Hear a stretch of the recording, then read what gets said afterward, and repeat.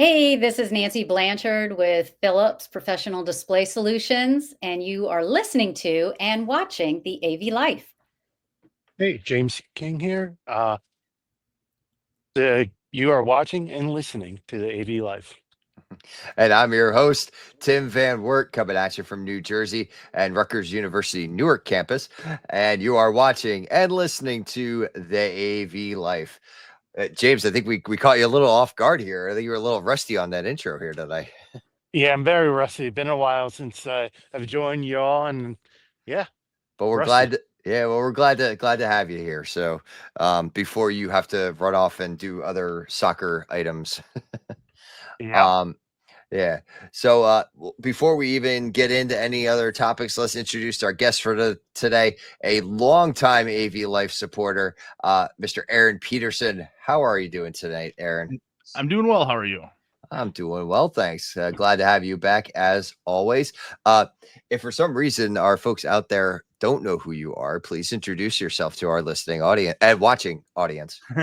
Yeah, my name is Aaron Peterson. I am a senior solutions engineer for an integrator called Mechdyne. We're based in Iowa, but we do work nationally and actually internationally. And yeah, I'm glad to come back. It's been a little bit, but I'm glad you can have me back today. Yeah, and I do take on a bit of blame on that one because you did express interest in coming back, and I totally dropped the ball, and I was like, oh no, I got to bring Aaron back. So It's all good. It totally happens. on me on that. But yeah, so just as always, a quick check in. How are we all doing today? Peachy Keen. Yeah, good. James, how you doing? Doing good. Doing good. Good. And you know what? I have to. I'm calling you out, and because you've already done it on the socials. Good for you for doing your 30-day AV fitness challenge as you would be. So good for you for doing Thank that, you. sir. Yeah, thank you on that. Hopefully, I can stick to it. Well, I think that's part of it is having that like ownership and putting it out there for everybody. You get that support from all of our AV tweeps out there. So. Yeah, no, it's looking forward to see how well it goes, and Mm. the trying something different here. Hey, why not? Give you, and 30 days is an easy, month-long journey, so that's and I think you're at a good point too, because like, we're getting towards the end of the summer and we're getting into back to school. So I think this is a good time for you to do it too. So I mean, that's just my opinion. I think. Oh, go ahead, Nancy. I was just going to say quickly for you folks. So, James, when does school start? So first off, before I jump into that, I'll just say, Tim, for like fitness and health, it's always a good time to start. It's Well, that whole yeah. mindset. Oh, I'll start Monday, or I'll start Sunday, or I'll start. No, start now. Start right away. Get going. Uh, Answer your question, Nancy. So if you're talking about my kids, they go back to school in like a week or two. Oof. If you're talking about the med students that you know, where I work, the first year has already started last week or this week. Yeah, Oh no, it wow. was your kids because I just heard that the same thing. It's next week. The kids here start. It's getting sooner and sooner. Soon it's going to be July. I I don't know. I mean, back in New Jersey, so I know in New Jersey, I don't know if it still is, but it was the case that in the teachers' contracts, they weren't allowed to start before a certain date. Yep. It's I, never before Labor Day. So. yeah, that's it. Yeah, and then that's why like the East Coast, a lot of it, especially in New Jersey, it's they start later, but they also go later. They don't get out till mid-June. Where Yeah, here, my kids start, like I said, next week or the week after, but they're out May. yeah, So there, yeah. Yeah, when I grew up in Minnesota, I'm pretty sure it's a Minnesota law that they're not supposed. I think it's actually a law, like a state law, Hmm. that they're not supposed to start until after Labor Day. But obviously, that's been a few years since then, so I don't know exactly what it is now. Yeah. And James, you're right. It is in the, at least that's my understanding as well, that it's in the teacher's contracts that they're not supposed to start before that date. Now, Yep. it's probably, I think it's worded that they're not allowed to start classes, but they can Yes. start like their professional development and things like that. Like they can ask them in earlier for that. And obviously that doesn't apply to private schools as well. Private schools can basically do what they want. And like we had like marching band practice and stuff that started a couple weeks early, and like the football teams will start their stuff early, and so yeah, Well, there's other that's things going on. Yeah, there's things going on. And actually that a lot of that policies for like sports, that's not governing by the teacher's contract. That's actually governing by the sport authority.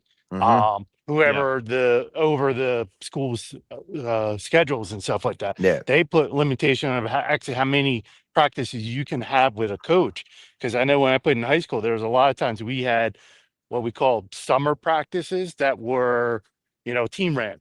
Coach wasn't there. Right. Captain's practices. That's what we called it. And I know in Yeah. higher ed, the NCAA has very strict rules about practices, who's allowed to lead them, what kind of practices, are they full pads or not, and Mhm. Yep. it's a whole rule book on just that.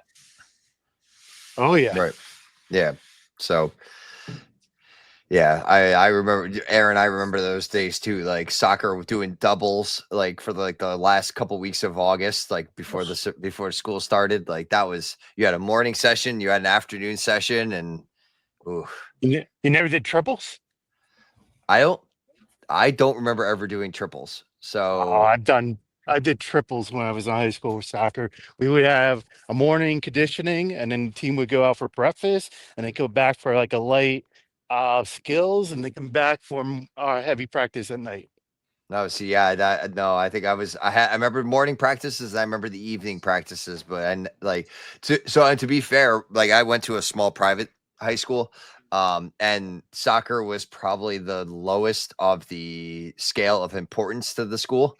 So, the first couple of years, our coach probably didn't, not that he didn't care, but um, it definitely the intensity was different than when they brought the next coach in, and then the program completely changed from there. So, um, but yeah, so doubles were definitely a thing. So Yeah. I know we went off topic pretty big already. Let's reel it back in, right? it's, yeah, I was gonna say it's not too bad. So as you're listening to this, it's now the month of August. I can't even believe we've made it here at this point either. So it's the second month of our HETMA Road to 10K, best year ever. And this month is, we call it Merging Lanes, Connect to Grow. Growth doesn't happen in isolation. Emphasize the power of community, peer to peer learning, mentorship, and showing up for others. Build your peer network. So it's a lot about building that network. Last month, we talked about the path that leads us towards like what we consider to be our true north, like what our goals are, what our aspirations are. This month we're talking about building and growing the network, and which go hand in hand with that, like we talked about in past episodes, with going in that direction of where you want to be in your professional life. And and I said to Aaron as we were getting started, before we got started here, it was like, I think Aaron's the perfect example of that. I think Aaron shows up at all the things, and it's almost a guarantee, Aaron, that you're going to be at some random show. I know I'm putting a lot of pressure on you there, but I feel like that's kind of where you're at now, is that your network is getting pretty good, pretty big. Well, a number of years ago, Mechdyne specifically, we had about 3 or 4 very obviously senior people that they were sent to basically every trade show. They would do teachings, they would do demonstrations, and like it was the same like 3, 4 people that were sent to a lot of those or volunteered to go. And one reason or another, we had one guy retire, we had Mike Peterson left and go to Iowa State. and we had little bit of an exodus for various reasons. And so Mech9 didn't really have much of a presence and stuff online. And I kind of just took it upon myself to like really get involved kind of a year or maybe a year before the pandemic kind of started. AV in the AM, obviously, with you guys on this podcast and Joe Wave's podcast and a few others, like kept talking about this AV in the AM. And I hadn't used my Twitter account in a decade or something like that. And so I started to actually clean it up a little bit, make it a little more professional. Chris Netto has a whole trainings on personal branding, and he's done a number of times. And so I tried to take some of his concepts and try to apply it and just start interacting with people, and kind of created my own virtual room of people online. And that's how I've met all of you guys, and obviously so many others, is just trying to put myself out there and speak. I don't want to say speak my mind. I hope that don't think I'm really saying much controversial on a lot of things, but I try to really speak mainly rules of thumb, or just what I would consider best practices in the industry and projects. And I've had a number of mentors historically in my AV profession. I started out doing audio and video stuff for my church, which I'm sure many people in this industry have started out doing, because a lot of people that go to church having the soundboard, someone needs to run it usually. And a lot of people, that's where they start out. And I had that. And then high school started running lights, and then in college doing event production things. And at each one of those stages, I've had mentors. And I think diversifying the people that you look up to, diversifying the types of AV things that you're involved in, I think they all just help each other out, and you're able to take from experiences from one to help others, that other projects that you have maybe in another one, for sure. Right. Yeah, and I agree. I think that's it for my journey. It's I went from a small private university, and I had some connections when I was there, but it wasn't until I switched over to Rutgers over 10 years ago at this point that I really started kind of the same thing, Aaron. I was like, I really tried to reach out, and like, I got invited in, Gina Sansevero brought me in to this podcast with Corey. And, I was introduced to Corey, like, Gina had come down a couple times to Rutgers because she was working for FSR at the time, and she was our rep for that. And she was in New Jersey, so like I got to see her for that, and really started to make those connections. And from that piece, which eventually got me to know Joe Way, which then got me involved as a founding steering committee member for HETMA, to now knowing all these people from across the country and the world now. Like it's just, it takes almost that one seed, that one spark to be able to start that network and make it grow. So, and it, like you said, it takes a mentor. And that's, I think, like we talked about with Brittany Grant, having that mentor to kind of guide you and get you started is key on that. So, and I mean, James, I mean, what do you, as far as like because in case I want to reach out to you in case I lose you at some point. As far as like your network building, I know you've told the story before, but in case people have missed it, I like your network building story the most. So before I actually jump in on my story, because my story is boring, I feel. It's more is I actually in 2022 or 2022, I was invited to do the keynote speak at Midwest Summit, Mhm. and it was on building community. And the person who was introducing me at that time keyed me up with a piece of fact that I was not aware of until that time, but actually have stuck with me. And he mentioned how Paul Revere, we all know the story of Paul Revere, and how the British were coming, won his by land, two is by sea. And the person who introduced me went in and saying, well, how did Paul Revere let everyone know? Like the story says he rode on his horse yelling, the British are coming, the British are coming. But really, Paul didn't have to do that. Paul was a member of 7 different guilds. All he had to do was tell his guilds, who then spread out the information.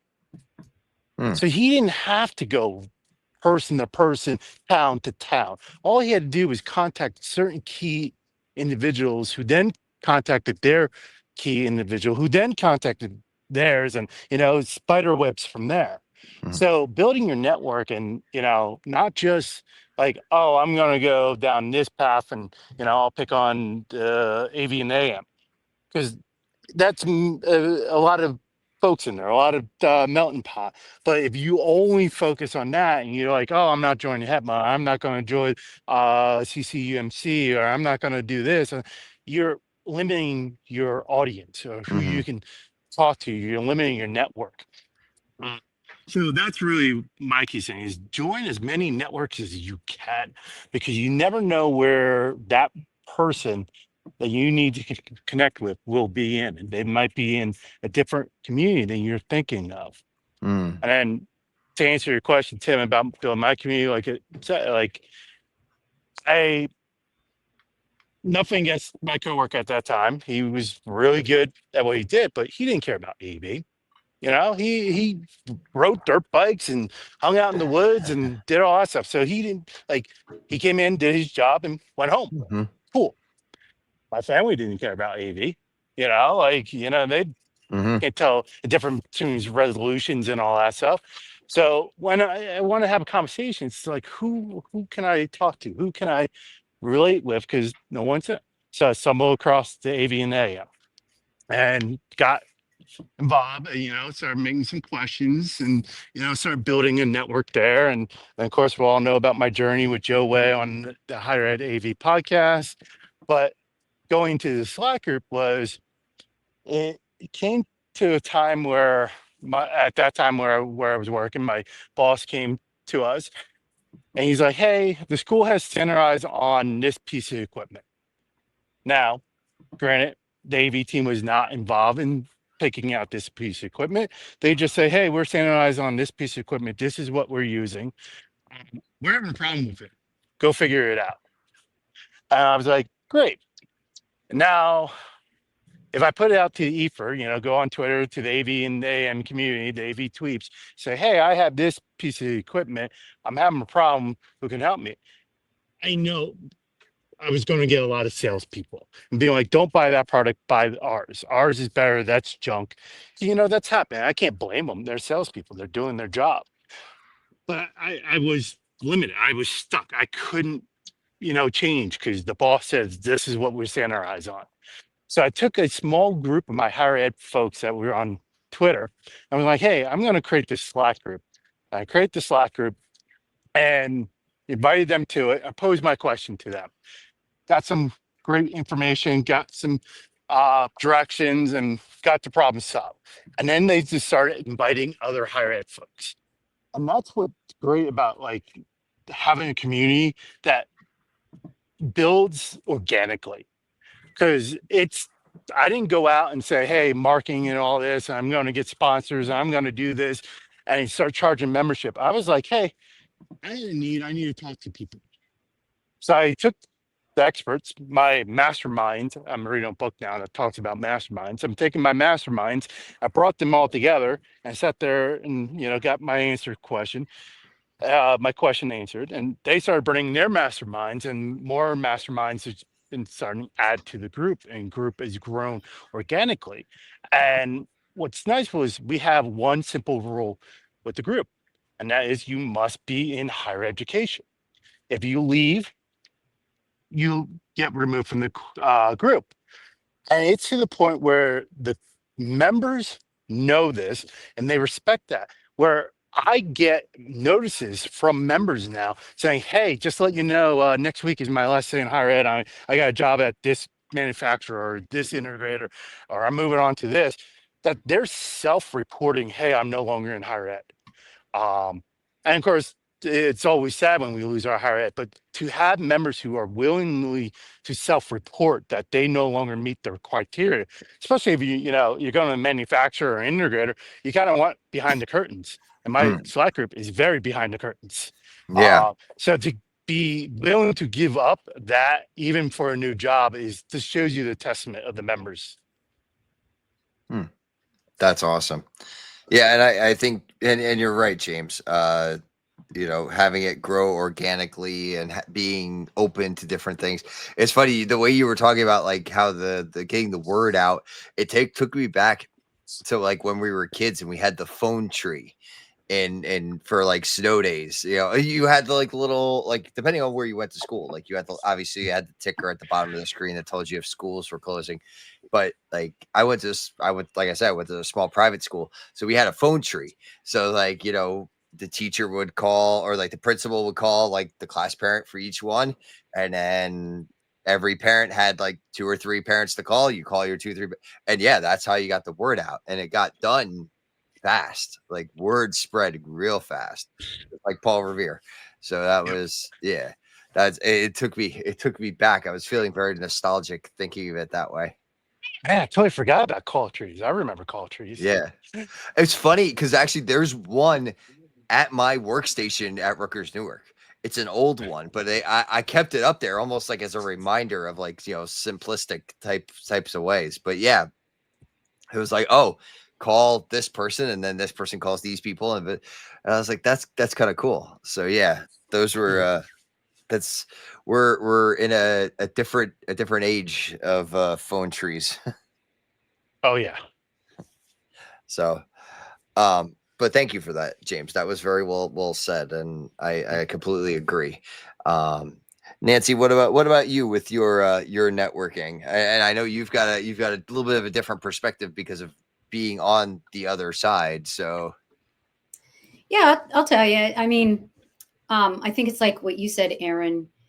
COVID really helped me to broaden my horizon of getting to know other AV tweeps, being invited on to podcasts such as this one as well, and even when we got back to doing Infocom and that, I had been invited on to some sessions too, but that really helped me, and having those connections and staying in touch on X as well as LinkedIn really helped me out. That's for sure. Because before I had just Northern California, and then when I went to work for Williams AV, then all of a sudden now I had global. But I didn't know any of the folks that were on the East Coast or Midwest or anything. So that was very advantageous, I have to say, of anything good that came out of COVID. And it's just keeping in touch. It really is, it's genuine, making sure everybody's okay, and seeing if there's ways to work together, to partner together. So I think Nancy hit on something there, is checking in on each other. And I think that happened a lot during COVID for all, the Chris Neto and his happy hours that he had. And I'll admit, and again, this is not like tooting own horn or anything, but going back to the community, that the Slack group is during COVID, and as I was getting going and moving all that stuff, the Slack group actually got awarded the In This Together, because we, higher ed tech managers, used that during COVID just to be like, hey, how are you doing? Not like, oh, what camera are you putting in, or hey, what's it was like, really, how are you all handling, like, emotionally and mentally and all that stuff? And that's very key, being able to just connect and help each other. And we all came together when a member had a personal disaster. The group came together and did a GoFundMe for this person, and helped them out. So it's definitely that. It's more than just, hey, what equipment are you using? It's a true community, and that's what, like, Davey community in general, I feel, is that way. Like, there's people who would give their shirt off their back to help another person out. Oh yeah. Yeah, if I was able to like fly all over the country and help everybody out at the different events, I would totally do that in like a heartbeat. Like I would love to just do that. Like, I think there are lots of, I agree, James. I think there's others that would do the exact same thing. As like we could almost have like a committee of like I don't know, the get her done crew. Like just like we just show up to help. Like that's what we're there for. I'll expand on that. Yep. So during that time when I was without employment after Bose Professional, I can't tell you how many people privately DM'd me to just check and see how I was doing, or to give me leads, but it was like a continuous checkup. That goes a long way, I mean, like I said, that genuineness that people really care, or even actually care. I had someone at Infocom flag me down and be like, hey, I know so-and-so that's looking for work. Who do I get in touch with at Mechdyne would be a good person to at least start the conversation going. Stuff like that should happen all the time. And I think that our industry, as big as it is, it's not huge. That's at Infocom. They're like the first day I was in town, I didn't have any sessions, but I was just wandering around the area, the lobbies of the convention center, and hey, so and so's walking by from such and such a manufacturer. I bumped into so many people that just walking around, and even like I said, even though I didn't have any actual scheduled classes that day or maybe in the afternoon, I just like being around it because you just never know who's going to be walking around. And when it's quiet there, there's a handful of people that like are the media people that are running around during the show. Like you're not going to be able to talk to Gary Kay and Tim Albright and them like during the show because they're so busy running around doing interviews. But like they're just around those couple early days or early mornings of some of those days, that just be there.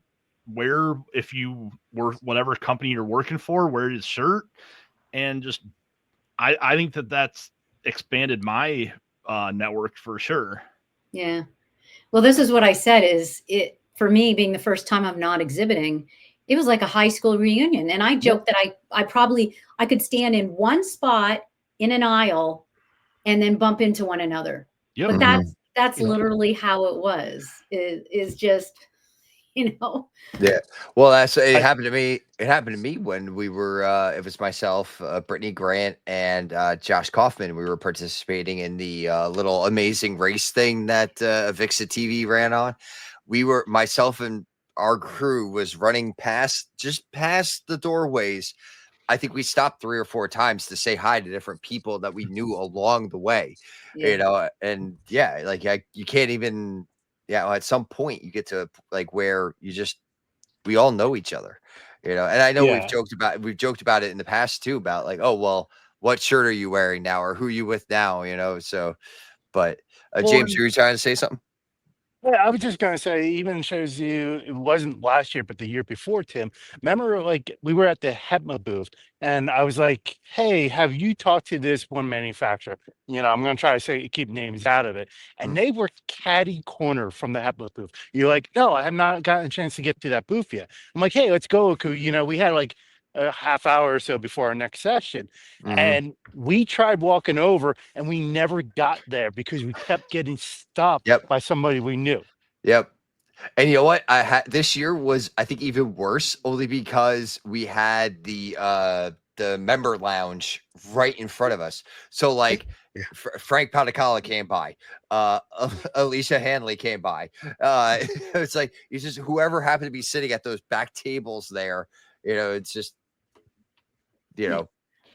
Well, that's actually, I'll give you a quick example. So I was supposed to go to that AV tweet up. I think it was Tim and AV Nation. So while I'm walking by, I see a really good friend of mine that actually was my integrator way back when. And he and the owner, Stewart Audio and SP Controls. And so started talking to them. And the connection is that his boss is a big wino as well, and always apparently brings really nice wine. Well, he pulls out a bottle of Camus. And so I ended up sitting at their table and the show was closed. So it was just us. And ended up, I missed that whole other session just for the fact because walking through and then doing doing the connection. I hadn't seen them in a long time. So I kind of was like, well, you know what? I'm going to spend some time with them and I'm sure I'll see everybody else throughout the show. But but yeah. Well, and you talked about the sessions. I think that's a huge thing for Infocom, and pretty much most manufacturers do webinars and stuff throughout the year, not just at Infocom, but like obviously at Infocom, there's so many smart people giving sessions and talking about their experiences. And I would say some of them, yes, can be sales pitchy, but the vast majority of them are just knowledge for the general sake of distributing knowledge to the industry. A couple that actually ended up signing up for 2 of Rebecca Sullens's classes about audio reverberation time in conference rooms. Now, again, this is stuff that I have heard a million times because I've been in the industry forever. But like, we have a new engineer that was with us, and he's new to the AV industry, but he's been doing other professional things just in other industries. And he asked me, well, what is RT60? And I was like, oh, well, then I went through the whole spiel about reverberation time and that whole thing. But it was just reminds me that, yes, even though I've been in a lot of the stuff that's just second nature to me, because I've been in the industry forever, it's just really, it just keeps me reminding me that I need to help pass some of this information on. And we're obviously trying to grow the AV industry, trying to get more younger people involved. And that's definitely the best way to do it is to start mentoring people. I need to keep reminding myself that I'm not the newest person in the industry anymore. Yeah, sometimes it's hard to remember that like I've been in the industry for nearly 15 years now. It's like yeah, so But we need to make it easier mhm. for young people to enter into the industry, and I don't see Well, it then there yet. we're And I getting there. We have great folks that like at next level that are doing it. Wave It's doing their piece to try to get younger kids involved. There are other groups like, and I didn't know I wish I could CTI remember. is doing an internship. Yeah, they do internships too. Sure So does an internship, but those I wish that manufacturers would promote that more or yeah, even integrators. I didn't realize Crestron had as big of an internship Oh, yeah. program as they had I didn't either. until like 2 years ago. Yeah. Yeah, Like, and I agree. yeah, like, so yes, I agree. I think there needs to be a better basis for that, like a centralized like AV internship, kind of thing, Yeah. for college and maybe even high school kind of kids, or Yeah. so. You gotta start from the high school level, Mhm. even middle school. I mean, do they still have the AV cards that you roll in?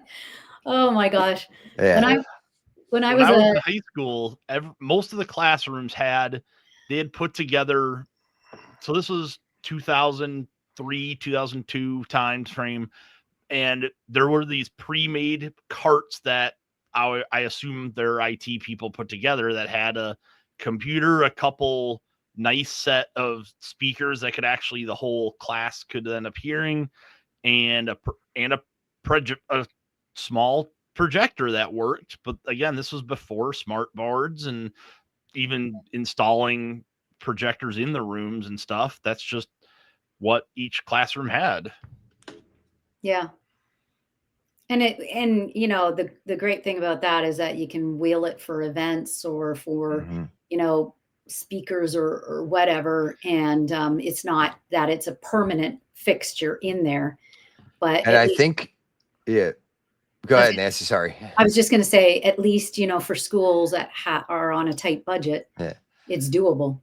And I think we're getting back to that in a way because more manufacturers are coming up. And now that LCD and LED technology has kind of gotten to a point where it's become lighter and more easily transportable. I think we're getting back to almost something like that, where you can roll in, 136-inch, display into a room. It's kind of funny how we've come almost full circle in that respect.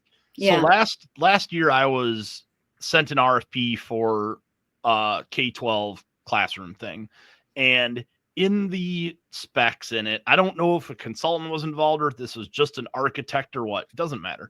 But in the spec, it said every classroom is going to get a 75-inch display. How do you determine that a 75-inch display is the right solution for every classroom? I know, right? Yeah. Obviously, I'm kind of preaching to the choir here that we all know that the distance determines your size.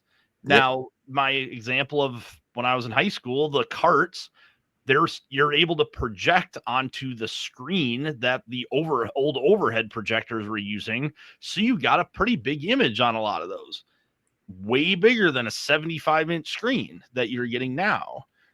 Yes, the quality of the image looks good, but if you can't read it from the back of the room, who cares? Like I've had glasses since like second or third grade. Like if you can't read what's on the board, and it's very embarrassing for a student to admit that, hey, I need to sit up to the front because I can't physically see the screen. It's just a disservice to our students. Yeah, I agree. Yeah, it is. So, well, all right. Well, we got a little off on that, but that's okay. Well, speaking of projects, though, Aaron, you had a little bit, and this is actually this will be perfect because we could talk a little bit about this, and then I'll talk about what I got coming up in a few short days. So go ahead, Aaron. Let's hear about your current project you got going on. So something that's going on with that came across my desk recently. So a big, large higher ed university had a new building going up.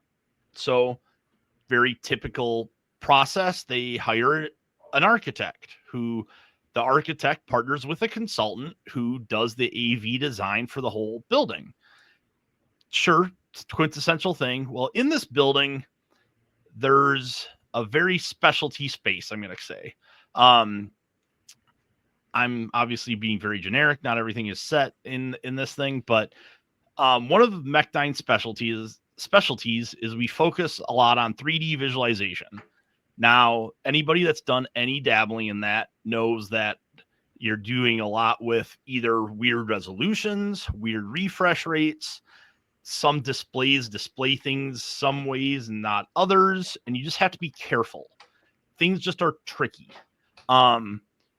Short thing is one particular space that was supposed to do 3D didn't. And so we were contacted to look at it and to figure out some solutions and present them as a fix. Now, this client was really good about, they gave us the consultant's drawings, which includes like floor plans, elevations for this particular space. I have not seen any other space in the building. And then we got the integrators as-built drawings, and there's actually a revision on the as-built drawing that was showed that something was added, and sure enough, it's not in the consultant's drawing, but it was in the integrator's drawing. And the reason why that's kind of important is, so obviously me coming after the fact, I have no idea what conversations took place pre-sales, what people were in the room when conversations were taking place. Obviously, when you start inviting everybody in on a project, some people's ideas might get shot down for a whole bunch of reasons. Budget is probably a big one. If it's one person that wants something, if it's not a very common use case, it'll probably get dropped, whatever. And it's very interesting. So when I did our first visit to them, there was probably 8 to 10 people in the room that were just there to talk about the room and what issues they were having. And I don't know if this many people were in the room when the consultant was doing their needs analysis, or again, what the architect did. And so it seemed like there was some functionality added into the design a little bit after, like at the very end, that the integrator wasn't maybe initially planning. Pretty typical room has a couple owner furnished displays, owner furnished monitor, for example. Well, the furnished monitor is not a 16:9 monitor. These are some high-end P users. They wanted an ultra-wide display. Oh, This particular system has 3 projectors blended together on a curved rear projection screen. They wanted to take that ultra-wide image and show it on their ultra-wide monitor. Well, the video distribution systems, I'm sure we're all aware of some of the big ones on the market. Some of the receiving endpoints have scalers, some don't. Now, to help try to win the RFP, the consultant's drawing actually just says receiver, like video receiver on it, doesn't specify a very specific model. And so I'm guessing one of the ways to win the bid, as many integrators do, is they bid it to the T of what the consultants designed and specified the non-scaling receiver. That would work, assuming the client is providing a 16:9 monitor that can probably accept resolutions, considering your EDID management, assuming you do proper EDID management of a system like this. Well, now the EDID on an ultra-wide display is not 16:9. And so when they try to route things to it, they're complaining that it looks weird. And this is just the primer. There's a whole host of little issues. And it's just one of those things where, like I said, having the right people in the room for a needs analysis. I don't know if maybe these end users, I'm sure, were not in the room when a lot of these discussions were happening. Now, like I said, it's a curved rear projection screen. Obviously, when you have 3 projectors blended, it is ultra wide. And one of the things that was added to this design was taking that large composite, but displaying it on other displays in the room that are 16:9. Well, if you do that, you end up with a super wide image, and you end up with the black bars in the top and the bottom. And they're probably only utilizing 40% of the pixels on this thing because it's so wide that to show that composite. And I just like everybody to point out, when you have big projects like this or big rooms, have good post-project reviews, lessons learned. And this comes from the client side. If you're the end users, have a post-project review on the project. How did it go? How did it go dealing with certain manufacturers or vendors that you're dealing with?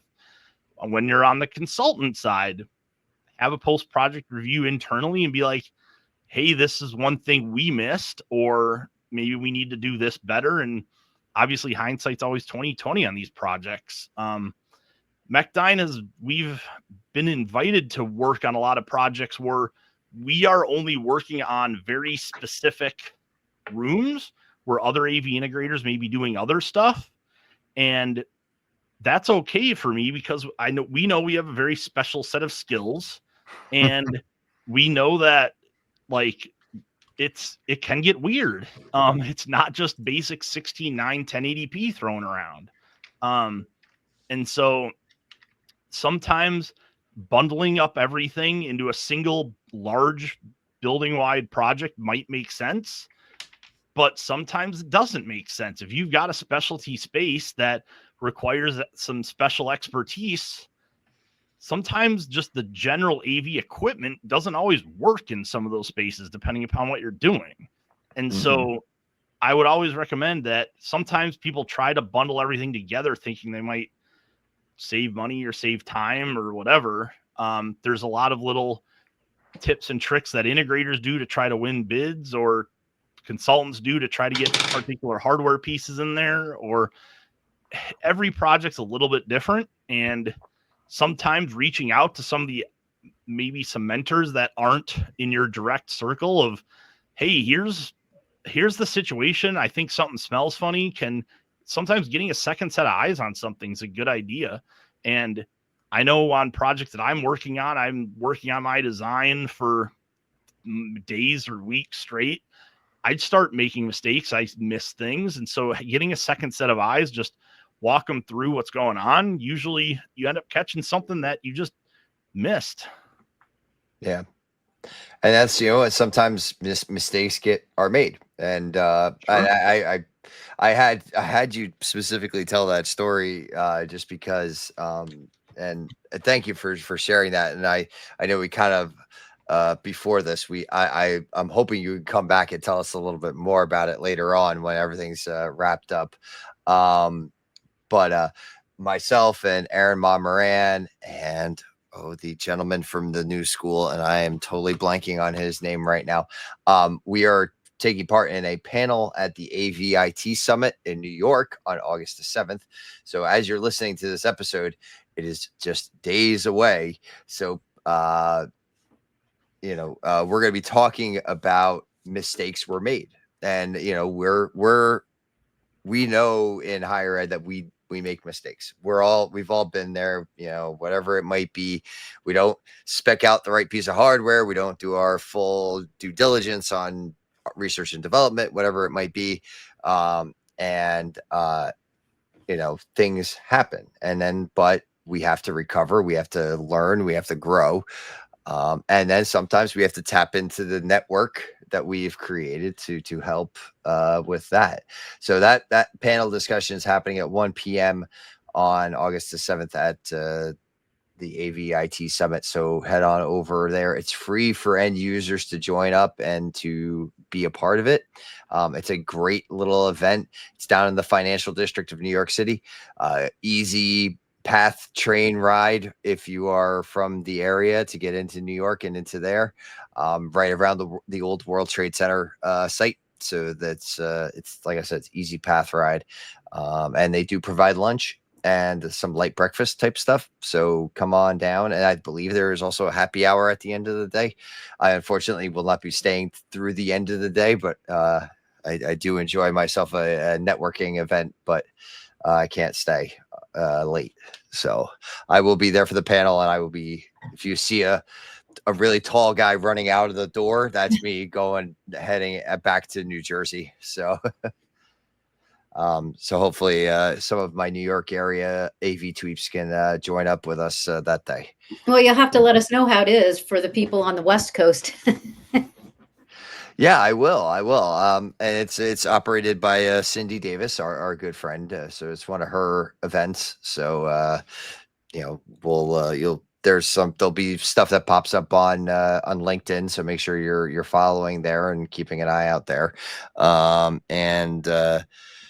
Yeah. So it's the first time in a few years that we're not at like an arena, because like the last few have been, we were at UBS Arena in Long Island. We were at the Barclays for another one. Yeah, I've been trying to get Cindy to come over and go to the Prudential Center in New Jersey, in Newark.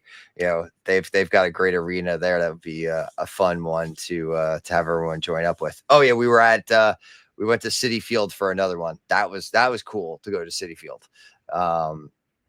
As much as I'm a Yankee fan, I do appreciate a good stadium though. So I'm a big stadium guy. Whenever I do any traveling, I try to see what stadiums are around. So like at Infocom last year, Saturday morning, I drove to Camping World Stadium, just walked around and just to take it in.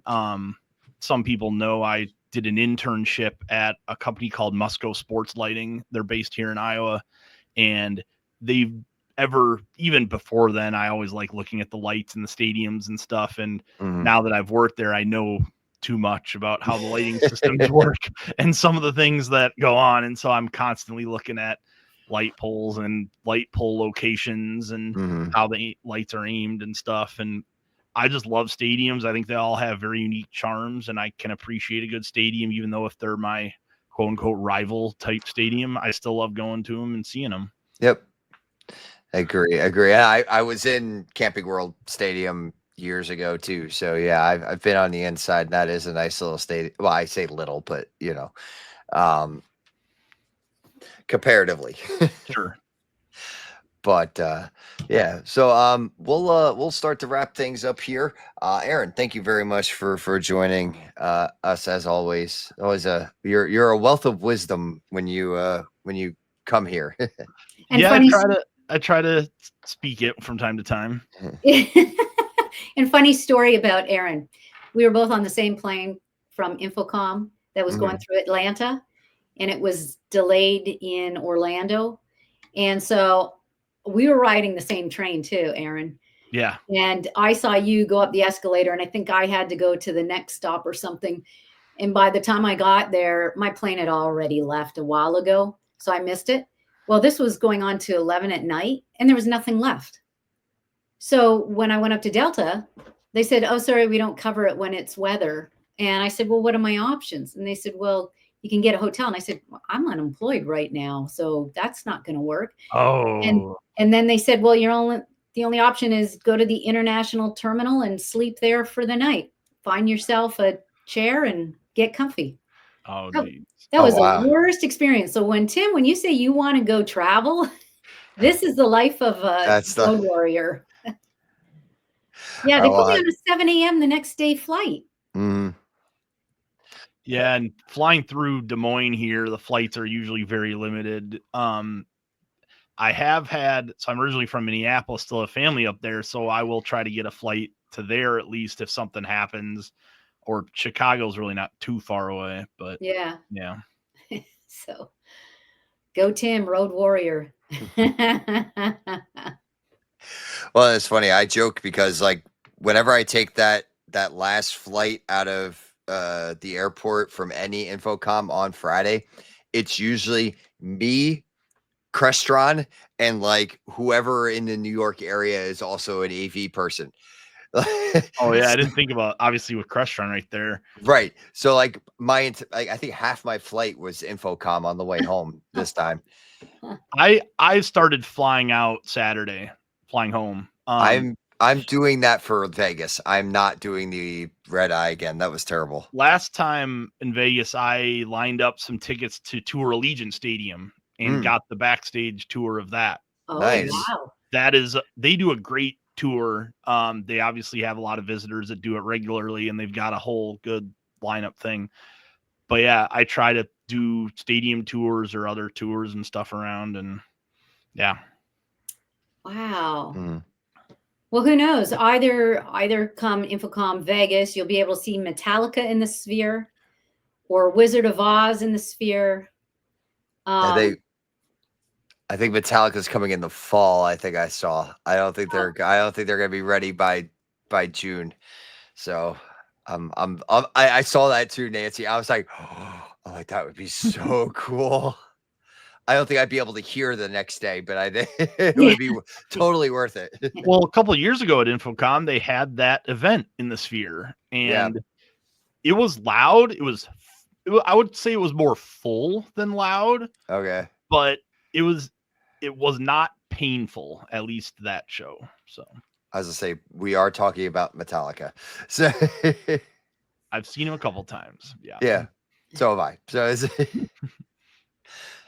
at the old Giant Stadium. That's I'll date myself there. But anyway, so yeah, we're always looking forward to the next set of shows, whatever it's Infocom, ISE, or any of the HETMA road shows that are coming around.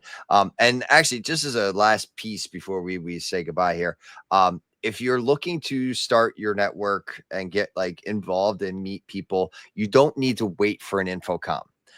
Find a little road show type event. It doesn't have to be HETMA, like James said.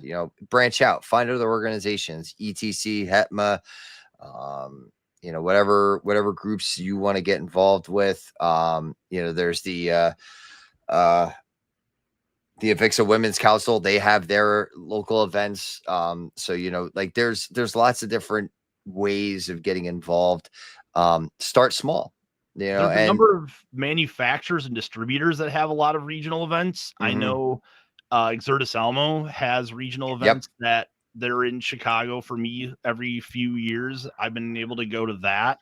That offers a lot of training and they'll bring in a lot of the manufacturers to give little booths and stuff set up for that.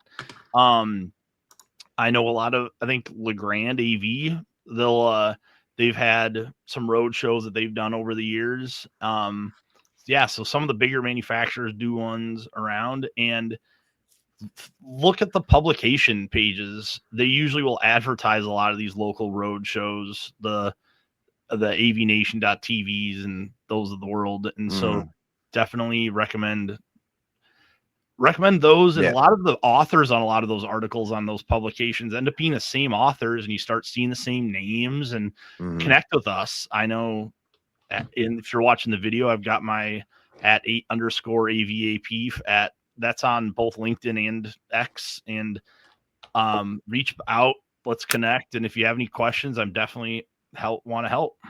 Yep. And you've been a great asset to many over the years, Aaron. So thank you for that. And the one that you're talking about, the E4 experience, that's yeah. And they actually do have one coming up, and this is obvious.